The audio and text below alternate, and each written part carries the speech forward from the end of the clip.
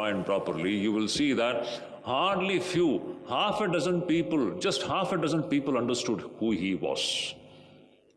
That this person was not an ordinary manifestation, it is a special manifestation of Parabrahman come down for a specific mission and purpose.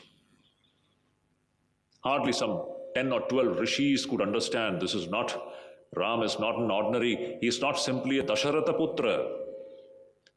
For everybody else, all others looked upon Ram as just Dasharatha Putra, the son of Dasharatha. Nobody could understand who he was. Very few understood him. If you look into the life of Krishna, same thing. Such a gigantic manifestation of divinity, Bhagavan Krishna, whose Leela is actually speaking incomparable in the history of humanity. Incomparable. His Leela is totally beyond human comprehension, truly speaking. If you read Bhagavatam, it is simply mesmerizing. It can literally hypnotize and mesmerize the readers and listeners, those who read Bhagavatam. It's like that. How many people, after his birth, could understand that this is a special avatar? Everybody looked at him as Nanda's and Yashoda's child, or because he grew up in Vrindavan, in Mathura, so everybody looked at him as Yashoda's child. Of course, Devaki and Vasudev's child, but nobody could understand that he was Avatara. Ramakrishna, Sri Ramakrishna. How many people during Sri Ramakrishna's lifetime could understand that he was a special manifestation? He was living in the midst of those people in Dakshineshwar, I'm asking. Almost 99% of the people living in Dakshineshwar, they would look upon him as a mad person, a mad Brahmin, doing all kinds of so-called not normal things. I don't want to use abnormal things, it sounds a little harsh. Actually, he was normal, we are abnormals. He's a perfectly normal person. We are abnormal people. But how many people could understand? Who is he? This is the biggest challenge. Whenever Avatara comes, it becomes very difficult for us to understand who this person is. Now, if you just look into the lives of Ram, whom we have referred to, Krishna or Ramakrishna or all other divine manifestations, in their lives you will see tremendous manifestation of spiritual glory is seen. In Ram's life, a tremendous manifestation of Aishwarya is there. It is there. If you read Ramayana, you can see the Aishwarya of this amazing person called Ram. So captivating, so beautiful, amazing. Bhagwan Ram. Krishna, no words can describe. Such Aishwarya in his life you can see, amazing. Such powers, spiritual powers, all manifested, nothing hidden. Swami Vivekananda is a special manifestation. So much of spiritual glory you can see in Swami Vivekananda's life. Powers manifested. Sri Ramakrishna, so much of spiritual power getting manifested, all radiating out. Sri Ramakrishna, Samadhi and all kinds of spiritual experiences. He's always in a totally in a different world. It is all seen. Nothing is hidden. Seeing their lives, at least we get some hint about these people being out of the ordinary run or common run. This much hint we all get. Now the personality that we are going to talk about today, it is the most hidden personality in whose life we don't find any glory manifested. Absolutely zero manifestation of external Aishwarya. Zero manifestation. No powers, no spiritual dazzle. Nothing, no samadhi, nothing. She is not in bhava, nothing of that sort. And on the surface, what do we find? On the surface, we find an absolutely rustic, unlettered, a village woman. And what is this woman? seen to be doing? She is seen to be washing clothes, washing utensils, whole day busy cooking and feeding the children, brooming the courtyard, going and milking the cow.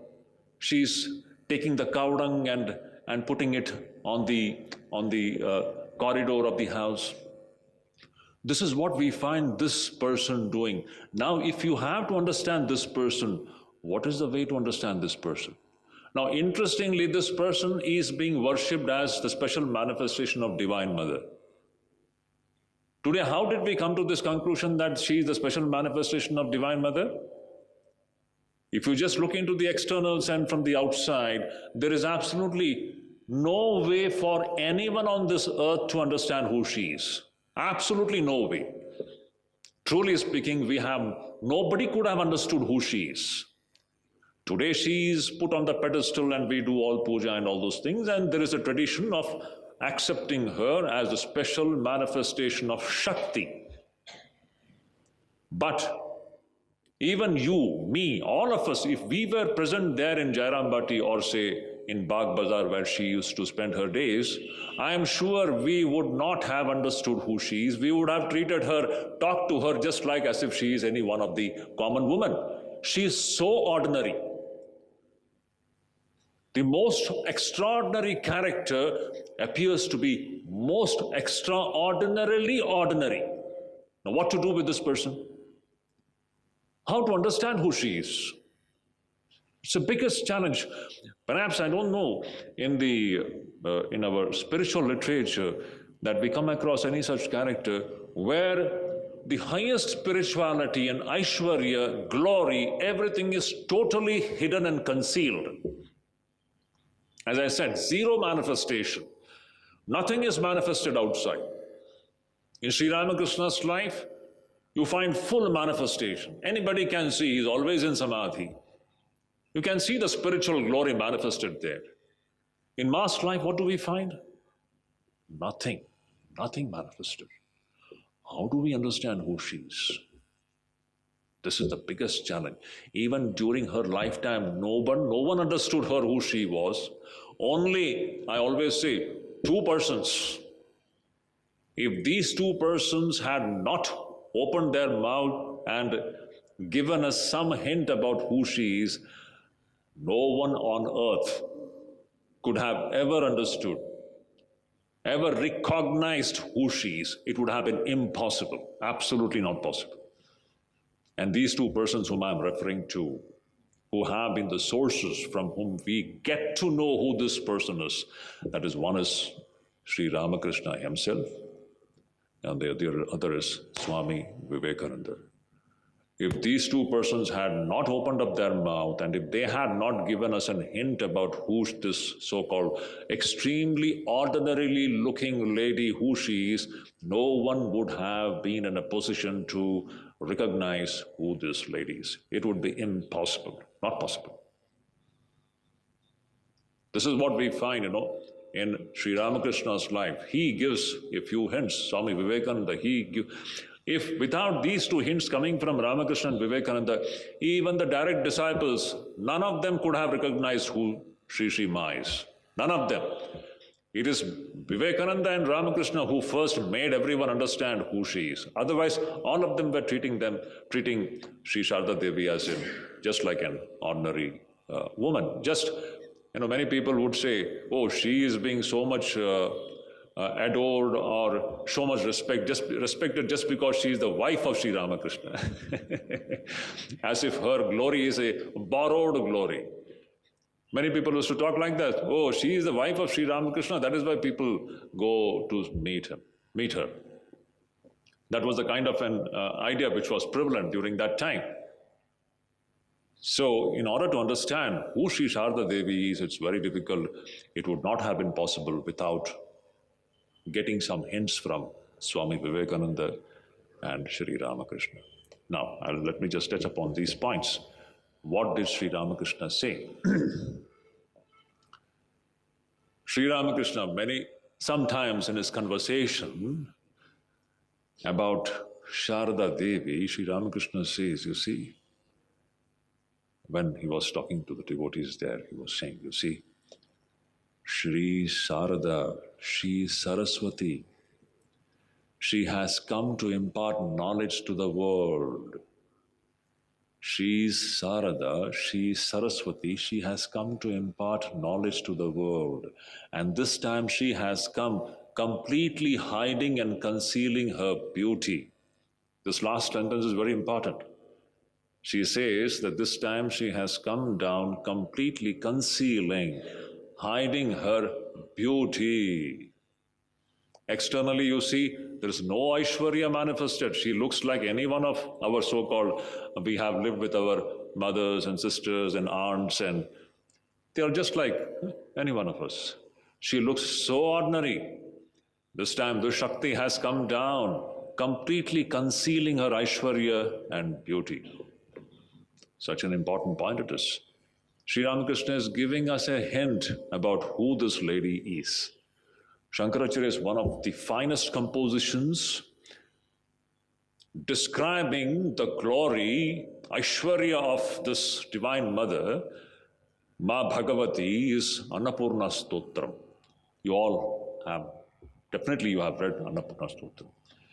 Nityanandakari, Varabhayakari, Saundarya Ratnakari. What a beautiful, one of the magnificent description. As if when you go on reading it, the entire picture of Divine Mother comes before your eyes.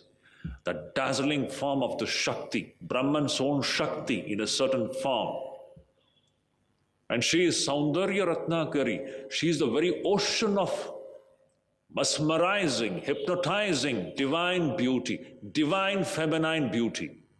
Let me use the term divine feminine beauty, not earthly beauty, totally unearthly beauty, which cannot be described in words. That is the kind of painting Shankaracharya paints on that wonderful Annapurna Stotram. She is Nityanandakari, always one who makes everyone delight, the delight wherever we have experienced delight and joy, it is she who is manifesting in the form of that Anandam in our lives. And she is Varabhayakari. She is the one who gives you Varam, boons. And she is also the one who gives you Abhayam, fearlessness. My child, have nothing to worry. You have nothing to worry. You have nothing to fear. I am there. Varabhayakari, so beautiful. And she is Saundarya Ratnakari. She is the ocean of beauty. Now this ocean of beauty, which is the real form of Divine Mother, Ma Bhagavati, this time she has come completely concealing her beauty, completely hiding her beauty. Now how will you understand who she is? Sri Ramakrishna has given us a hint. He is telling whom you are thinking to be an ordinary woman, outwardly, she is not at all ordinary. She is an extraordinary manifestation of that divine Shakti, which has come this time completely hiding her beauty.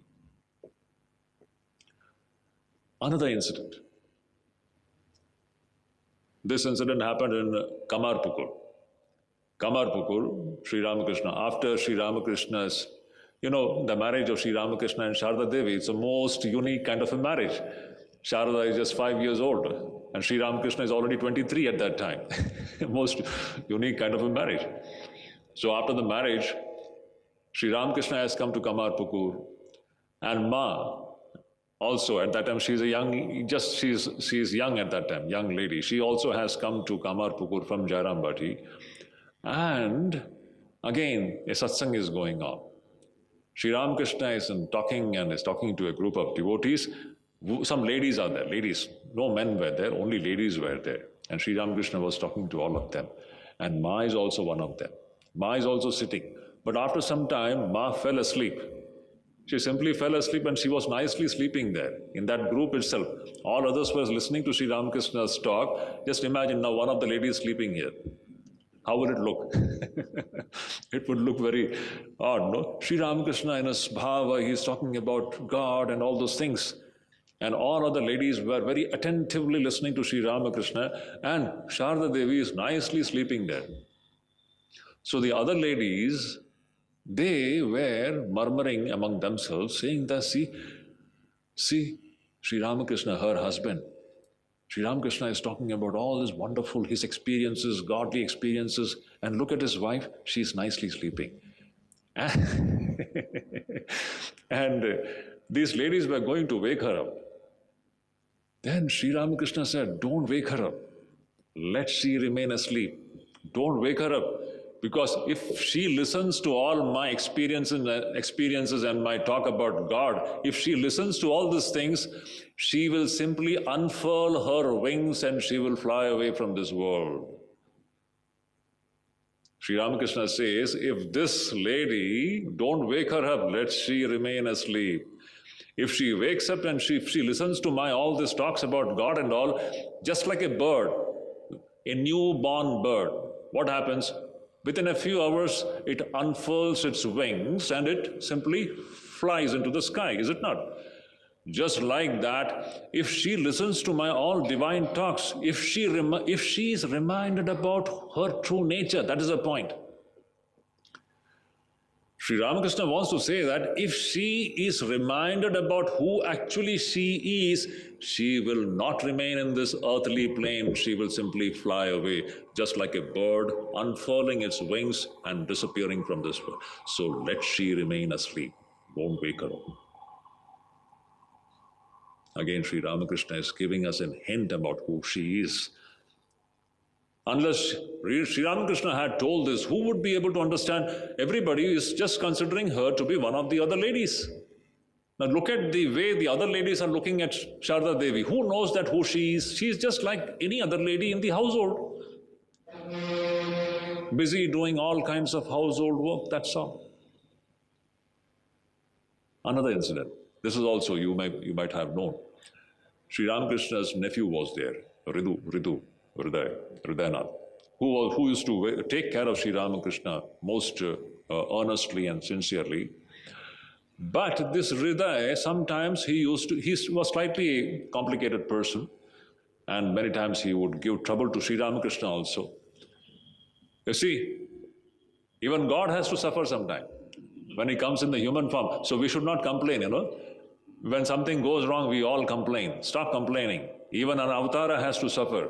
When the avatar comes, you will see whose life has been pleasant life. Was Sri Rama's, Bhagavan Ramachandra's life was a pleasant life. It's a series of tragedy, one after the other, one after the other. But he's always smiling. That is Bhagavan Ram, is it not? In the midst of all the tragedies, that sweet, mesmerizing smile on his face, that is Vedanta. If anybody has understood Vedanta, that will be the outcome. Always that mesmerizing smile will be there on the face. No complaints. That is the outcome of understanding Vedanta. No one can snatch away that smile from that person's face who has understood the supreme reality. Sri Krishna's life, was it pleasant? It's tragedy after tragedy after tragedy going on. But Sri Krishna's that mesmerizing smile, what to talk about it? If you read Bhagavatam, you'll understand. That smile, that magical smile, people would go crazy. No one can snatch away that smile from that person's face. So this is the thing.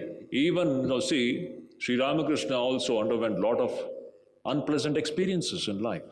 Apparently. At the transactional plane, many people used to insult him, humiliate him. He also has gone through all so-called difficult times. This Hridayanath. Pardon? What's the time you have? Watch here? 15 minutes. 15 minutes, yeah. So, Maharaj has given me a time limit. Yes, so 15 more minutes, I'll just do. So even Sri Ramakrishna had gone through many difficult times.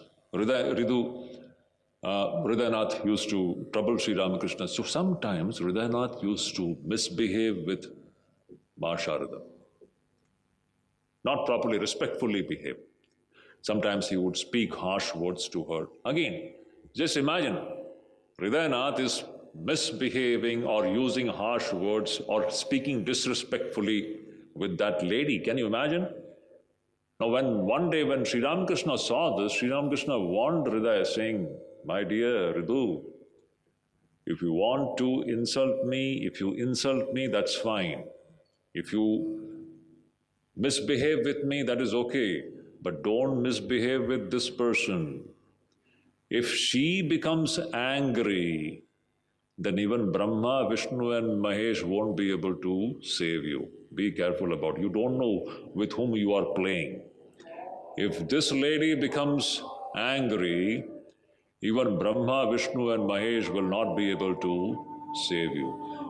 Don't invoke her anger." Sri Ramakrishna warns Hridaya, saying, do not invoke her anger. If she becomes angry, even Brahma, Vishnu and Mahesh will not be able to save her.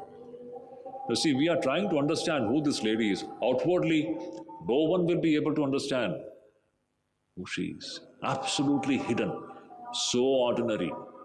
That is Sri Ma's personality. And then we all know that famous incident, how Sri Ramakrishna worshipped Ma.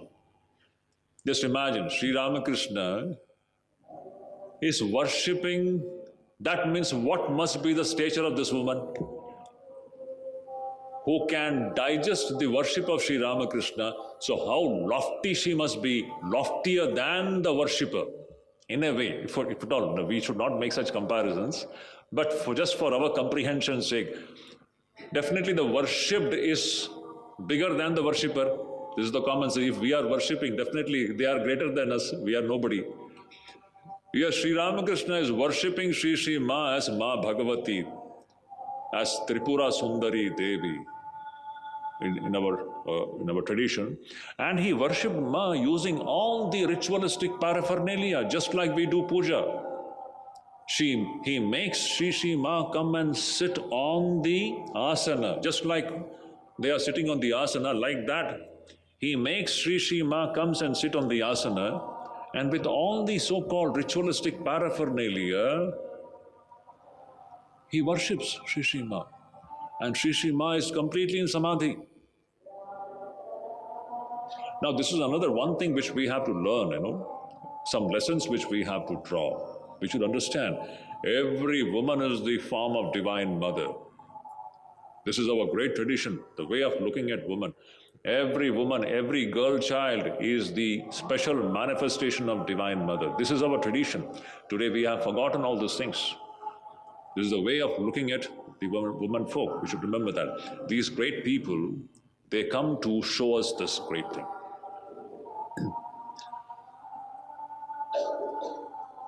Now the question is, if Sri Ramakrishna had not given us these hints, who could have understood who she is? No one could have understood who she is. Let me tell you one more incident of some Swami Vivekananda's life. Swami Vivekananda. Now just imagine, we are talking about the world-conquering Swami Vivekananda. Can you imagine? We know the glory. The moment Swami Vivekananda means what? We find a glorious figure standing before us. His spiritual power radiating like a midday sun. Everything is manifested, nothing is hidden there. Such a glorious man who conquered the world, who, his attainments. We don't have to sing the glory of, we can keep it for 10 January.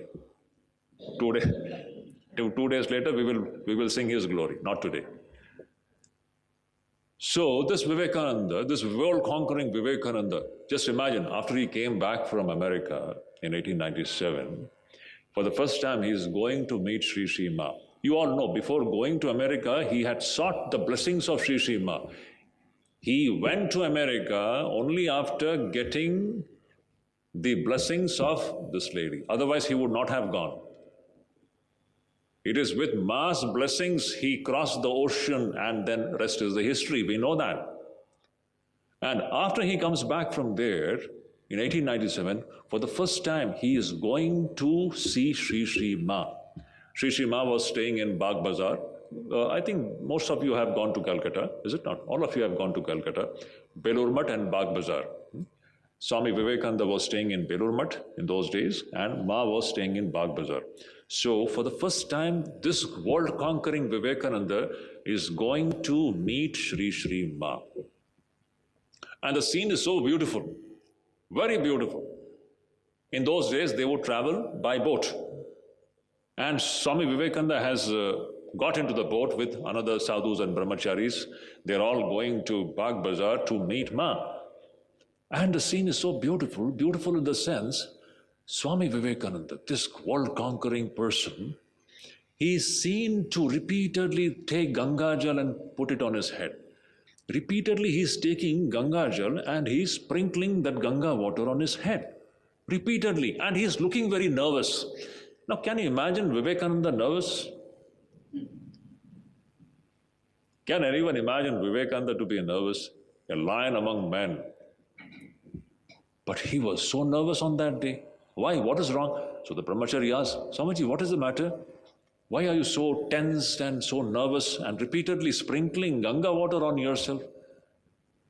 So Swamiji says, you see, I went to the West and I mixed with all kinds of people, men, women. I have been freely mixing with, I have been preaching my dharma and all those things. And somewhere Swamiji feels that I am not pure enough to stand in the presence of this lady. Swami Vivekananda, can you imagine Swami Vivekananda, he is feeling that he is not pure enough to stand. He himself is the very blazing image of purity. Somewhere within him, he has got a feeling that he is not pure enough to stand in the presence of this person who is Pavitrita Swarupini, who is the very image of Pavitrita. Somewhere Swami Vivekananda is feeling that there is some impurity in me. I am not pure enough to stand in the presence of Sri Sri Ma. And that is the reason he was repeatedly taking Ganga water and sprinkling it on himself so that he can become pure. And finally he reaches Bagh Bazar. He goes, no, Ma would never, very interesting thing. Many of you might have. Swami Vivekananda has never seen Sri Sri Ma's face. It's very odd, we can't even imagine. Swami Vivekananda, throughout his life, he has not seen Sarada Devi's face. It is said like this. Because Sarada Devi would always be in her sari covering her face. She would never open her face and show. Only few people have seen. Like among the direct disciples, or Latu Maharaj, he has seen, and Yogen Maharaj has seen. Among the few of the direct disciples, but Naren could never see Sri Sri Ma's face. It is very interesting. So on that day also, Sri Sri Ma was sitting on the cot with her face covered with the sari. She is sitting there, and Naren is sitting down, just like you all are sitting there. And Ma is so happy with the covered sari covering her face. She is speaking from inside. She is telling, oh Naren, my Naren has come back. My Naren, Thakur's Naren has come back. Thakur's Naren has come back after conquering the world. My Naren went out and he accomplished what his Guru wanted to accomplish. My Naren has come back. Thakur's Naren has come back. And she's so full of joy and a sense of pride of what Naren had accomplished. And she's praising Naren to the skies. She's saying, oh Naren, only you could have accomplished all these things. What you accomplished, only you could have done it. No one else could have done what you have done. Like this, Ma was praising Naren to the skies. Naren was sitting there quietly, absolutely quiet, not moving at all, not interrupting, not daring to interrupt Ma's words. After Ma stopped, then Naren spoke. What did he speak? He said, Ma, do I not know who did all these things? You are saying that I did all these things. Do I not know who did all these things? By your one wish, thousands of Vivekanandas will be created in one moment. By your one wish, one sankalpa matram, sankalpa matrena, one small sankalpa in the mind of Sri Sri Ma will create thousands and thousands of Vivekanandas. Vivekananda is saying this point. Now see, what does it mean? Brahman and Brahman Shakti. That Shakti which brings out this entire creation, by that Shakti's one Sankalpa, thousands of Vivekanandas will be created.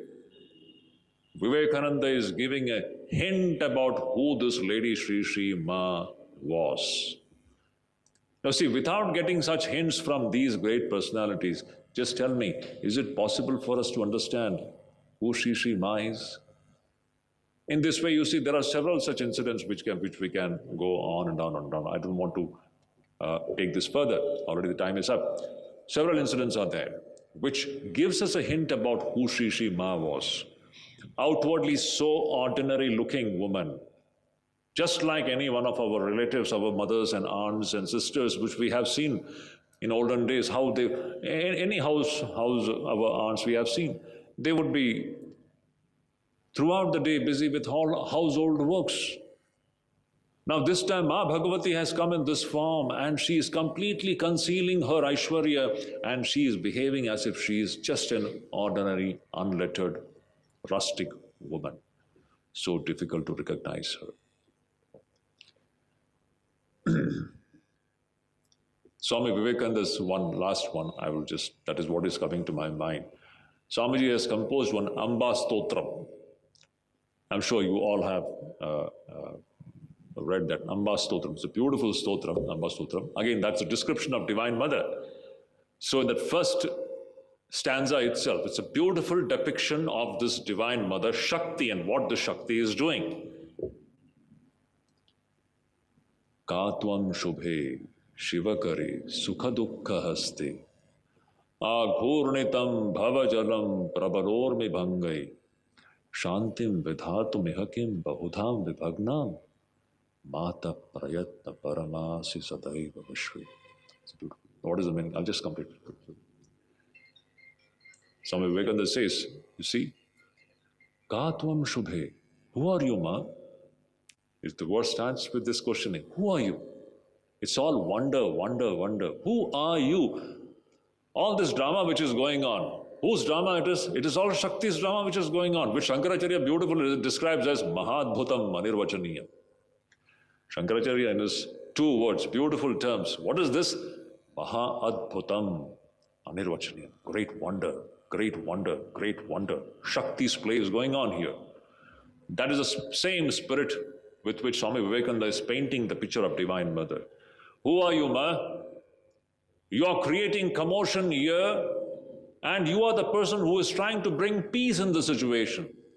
You first create a commotion, and you then, out of your compassion, you're trying to bring some peace into the situation. Are you a crazy lady? That is the spirit. Are you a crazy lady? What are you doing? First you create a commotion here, and then you yourself come down to bring some peace into the situation in the form of an avatara. Who can understand you? Mata Prayatna Paramasi Sadaiva Vishwe. Who can understand Divine Mother's play? Mahamaya's play. It goes beyond human logic and reasoning. Nobody can understand that. That is what Shankaracharya so beautifully tells. Mahadbhutam Manirvachaniyam. It's a great wonder. It is indescribable. It is inscrutable. And the last verse of that verse, Swami Vivekananda says, Oh Ma, so beautiful. Yama chiraya niyati ati dukkha margai prasiddhitai swakalitai lalitai vilasai same matim suvidhade satatam dharanyam Samba Shiva Mamagati Safale Faleva. Samba Shiva Mamagati Safale Faleva. Samba Shiva Mamagati Safale Faleva. So beautiful. He says, you Divine Mother, Yama Chiraya Niyati Ati Dukkha Margai. You have been holding my finger, and just like a mother holding the finger of a child and making the child walk. You have been holding my finger and making me go through all the different kinds of experiences in human life. Sometimes experiences of happiness, sometimes experiences of sadness and misery, again experience of happiness, again misery. But you have never left my hand. In all the situations, my hand is being held by you, Divine Mother. Now this is applicable to all of us. No matter what the situation is, good or bad, pleasant or unpleasant, in every situation, this Divine Mother is there in our heart. Never forget this point. Yama chiraya niyati ati dukkhamargai rasiddhitai swakalitai lalitai visalasai. And this Divine Mother's play is going on this way. Yame matim suvidhade satatam dharanyam. And hey ma, let my buddhi be illumined. You are the person who alone can illumine my buddhi. And when this buddhi gets illumined, Viveka, everything, all the problems are solved. Same matim suvidhade satatam dharanya samba shiva mamagati safale faleva. Whether safalta comes or vifalta comes, whether success comes or failure comes, whether pain comes or whether happiness comes, in all these situations, my only place of refuge, my only place of surrender is you and you alone. This is the beautiful description of Divine Mother. Unless we take refuge at the feet of Divine Mother, there is no escape. And it is that Divine Mother who has come this time in the form of Ma Sharada for a very specific purpose. And unless Sri Ramakrishna and Swami Vivekananda had given us an hint, no one would have been able to understand who she is. So let us pray to Divine Mother. I always say the only prayer that we have to pray for is, Hey Ma, bless us with Viveka, bless us with Vairagya, bless us with Jnana, and bless us with Bhakti. Viveka, Vairagya, Jnana and Bhakti. This is the only thing we should be praying for, and nothing else. Let us pray for that, and let everyone be blessed with these things. Om Shanti Shanti Shanti Harihi Om Tat Sat. Shri Ramakrishna Arpanamastu. I'm sorry. Actually, the Sri Ramakrishna Arpanamastu, I'm not used to it. Suddenly I remembered, I have to tell you. Because in Mayavati, we don't do that. That's the problem. I stopped for a few moments, then I remembered I'm in Alsur. I should do it.